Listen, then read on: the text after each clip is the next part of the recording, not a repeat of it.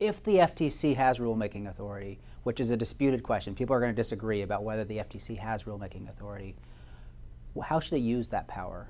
And it seems to me that there's at least three major unintended consequences that we need to watch out for. The first is ossification.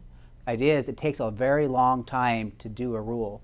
And the more controversial the rule, the more economically significant the rule, the longer it's going to take. So the idea that you can just do rules and they'll be really fast and easy is just not consistent with modern administrative law.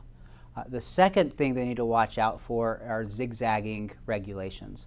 So what happens, again, for the really significant rules, we're seeing more and more in other agencies, is it gets done one way by this administration, and then as soon as the new administration comes into power, it zigzags, and it goes back and forth, back and forth.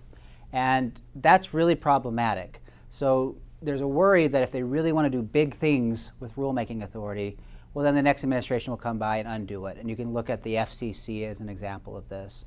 And the last is something that Thomas McGarrity has called administrative law as blood sport. And the idea is if the agency is doing controversial things, well, then Congress or other forms of political actors will respond. So you will get harder confirmations, or you'll get targeted legislation that carves out certain things from the agency's authority. Or now, increasingly, you'll get high-stakes constitutional litigation.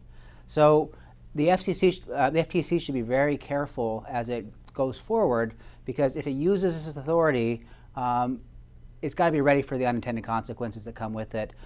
Slower, more careful, more targeted approaches, ideally bipartisan, is more likely to have longer staying power or more stickiness in regulation.